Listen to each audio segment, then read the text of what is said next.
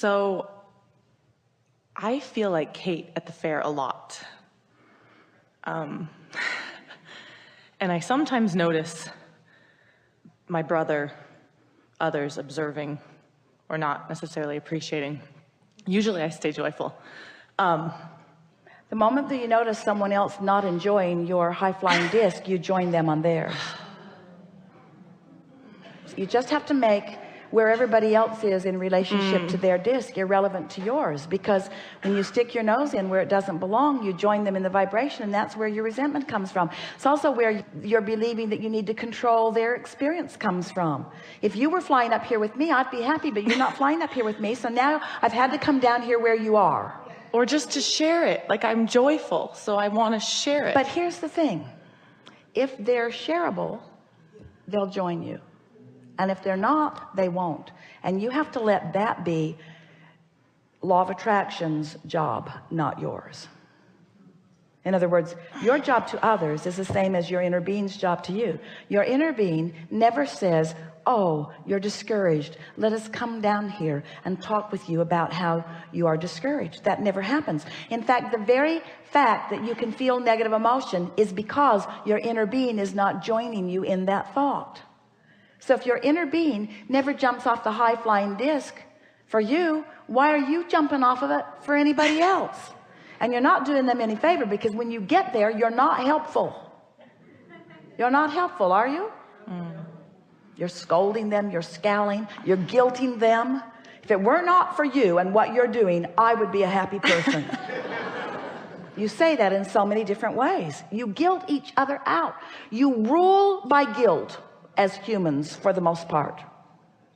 Can you imagine the leverage and the power that you're going to have when you let these natural universal forces be the momentum of that which is your influence? Try it. You're really going to like it, because it's not just the people you know. Esther said the other day to a friend, I've got this being by myself thing down really good, because when I be by myself, I'm pretty good at choosing my disc. I'm pretty good at staying where I mean to stay. And the stranger thing, that's really working out well. Strangers are delightful with me, because it's just all the people I know that are giving me grief. And when you think about it, it's because strangers, you don't have any expectations. You don't have old pipes about strangers. You got a whole lot of old pipes about the people that are up close in your life. So the question is, when you co-create with someone, whose vibration is going to dominate? Whose vibration is going to dominate this co-creation? Well, who's ever got the most momentum going is going to dominate. And if you haven't been tending to your momentum, if you haven't been thinking about it, if you didn't get it started on purpose and perpetuate it on purpose and practice it, then you're likely to step into something that someone else is going to dominate. And then it becomes a whole conversation about behavior and action and right behavior and wrong behavior, instead of the powerful conversation about alignment and utilizing the energy that creates worlds to focus through your fingertips and through your lenses. So when I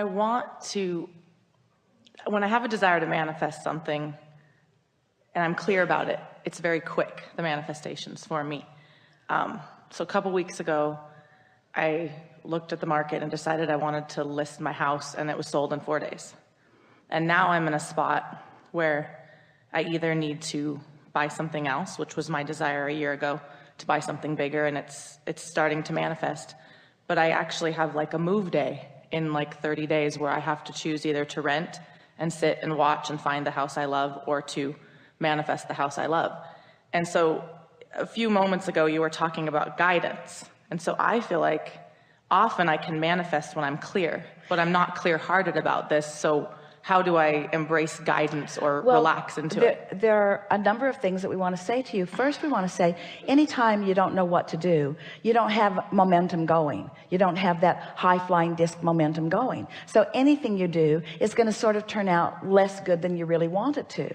When you introduced into this conversation the word manifestation, we wanted to back up from the word manifestation and just continue to have the conversation about how you feel. Because if you can spend spend some time focusing on how you feel, all of the manifestations will take care of themselves. But humans don't want to take the time to choose the disc. They want reality to happen, which makes them choose the disc. It's sort of like, give me something good to believe in and then I'll feel good. Show me something that'll make me feel good and then I will feel good. And we have been saying in a lot of different ways over a lot of years, find something that feels good and then practice that vibration of what feels good, and then other things that match what feels good must come to you.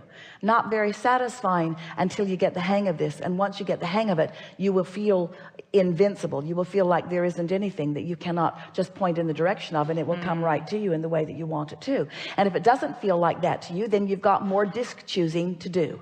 You've got more mornings of waking up and choosing the disc, more mornings of waking up and choosing the disc, more mornings of waking up and choosing the disc, more mornings of waking up and choosing the disc, more mornings of waking up and choosing the disc, until you don't have that question. More mornings of waking up and choosing the disc. More mornings of waking up and choosing the disc. What should I do? Wake up in the morning and choose the disc. Well, what should I do? No, I mean about the house. Wake up in the morning and choose the disc. No, Abraham, you don't understand. In 30 days, I'm not going to have a place to live. Wake up in the morning and choose the disc. Wake up in the morning and choose the disc. Abraham, these are not satisfying answers. Certainly not worth the $195 I paid. Wake up in the morning and choose the disc. Wake up in the morning and choose the disc. But Abraham, you don't understand. There's something that I need to do. Wake up in the morning and choose the disc. The doing will be inspired to you if you wake up in the morning and choose the disc. Wake up in the morning and choose the disc. Wake up in the morning and choose the disc. But I can't stay on the disc very long because I'm worried that I'm not going to have a place to live. Then crash and burn, and wake up in the morning and choose the disc, and wake up in the morning and choose the disc. But it feels like I need to do something more hands-on. It seems like I should be able to do, I mean, I've been living this life for a long time and I've practiced a lot of things. Those are clogged pipes. But Abraham, I haven't been living all this life not to know something. Those are clogged pipes. Wake up in the morning and choose the disc. Wake up in the morning and choose the disc. But what do you think I should do? It doesn't matter what we think you should do, because you can't hear what we think you should do, because you're not on the high-flying disc, and nothing that we would say would be meaningful to you. Well, just tell me where to go. Tell me what to do. Wake up in the morning and choose the disc. Wake up in the morning and choose the disc. Wake up in the morning and choose the disc. Wake up in the morning and choose the disc. Wake up in the morning and choose the disc. Wake up in the morning and choose the disc. 20 more minutes. Wake up in the morning and choose the disc. Wake up in the morning and choose the disc. Wake up in the morning and choose the disc. Wake up in the morning, because when you do it, after a week of doing that, clarity starts to flow to you. A feeling of fluidity begins to happen. You begin rendezvousing. Ideas begin flowing. And you begin to understand, and this is what we really, really, really want you to understand, is that on your way to these satisfying culminations that you want to call the manifestation, you're going to have a manifestation that we call lightheartedness. You're going to have a manifestation that we call eagerness. You're going to have a manifestation that we call sure-footedness. You're going to have a manifestation that we call rendezvousing with someone delightful. You're going to have manifestations that we call absence of worry and presence of fun.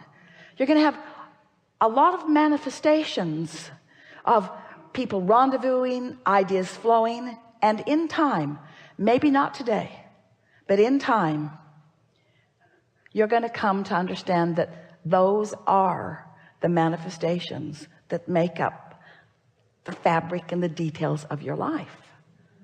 The big stuff comes, it will, but it's how you feel now, how you feel now, how you feel now, how you feel now, how you feel now, that you want to gain control over.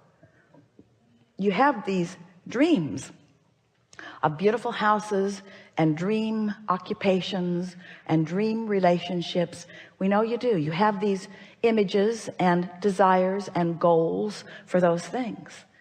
And we delight in all of that you've created. But our true delight is the resonance of your joyful being on your way to that. It occurred to Esther the other day, and she wrote it in big letters in her book. I want to have fun on my way to that. I want to have fun on my way to that. And so she has this list of things that she wants, and now she's put it into the framework, I want to have fun on my way to that. And we say, now you're on to it, because what you want is fun. That's just the excuse to have the fun. Being on your way to that is the reason for the focus. Being on your way to that is the reason for choosing that disc. A house will come, but in relationship to that thought that rendezvoused with that thought, and that thought that rendezvoused with that thought, and that person that said that, and that timing of that, and the way that unfolded. Esther was on the telephone the other day talking to a friend, and they were talking about this high-flying disc, and they were talking about invincibility, and they were using every word that they could find about invincibility and passion and eagerness and good feeling and alignment and elation and love. They were talking about the beauty of the world and the value of physical existence and the deliciousness of knowing who we really are and the deliciousness of seeing the world through the eyes of Source.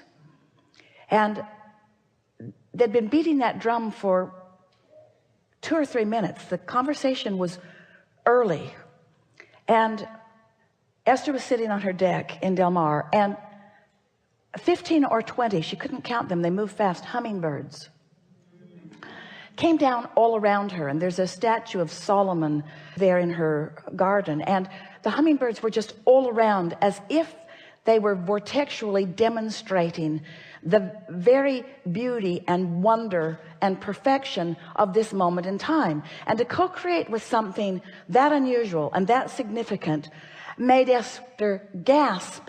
But before she could describe it to her friend, out over the ravine between her and the ocean, 200 or 300 or 400, again hard to count, blackbirds were swirling in the sky. It was as if they were flying in this big vortexual demonstration. And Esther couldn't even utter the words. She said, I can't count them and I can't describe them, but I've never seen anything like that. And then 6 or 8, again she couldn't count them, yellow canary looking birds, she still hasn't found them in her bird book, flew from one olive tree, buzzed her head, and into another olive tree. And all of this took place in about 35 seconds. A convergence of magnificence in nature, the likes of which she had never witnessed before, all in conscious awareness and direct response to the active conversation that she was experiencing in that moment.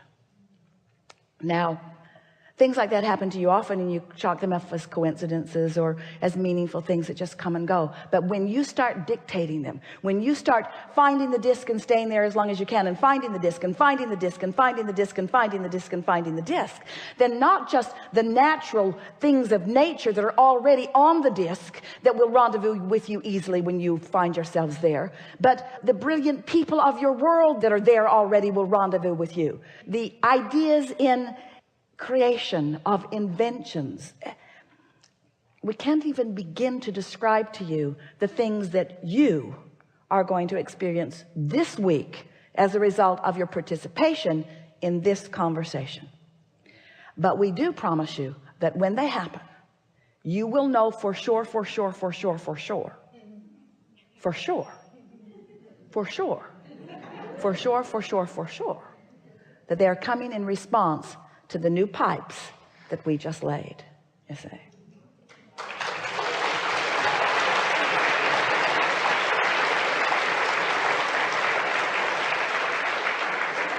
So what about living in a life where you feel like that mostly, and where the universe says to you, beloved one, do you like this? Beloved one, how about this? How about this? How about this idea? How can we stand on our heads to surprise and delight you now, now, now, now, now, now, now? So you're moving through that sort of a day because that's the way it started, and that's the momentum that you've got going, and you've been doing it for a while, so your expectation is keen, and now you are understanding, you are knowing the invincibility of your being. You know the laws of the universe are as you have heard them here. You've demonstrated that the laws of the universe are as we have demonstrated them here. You have witnessed the laws of the universe in demonstration in your own life experience. You are realizing consciously the response to whatever disc you're choosing. And then it doesn't matter what disc you're choosing or what disc you're on.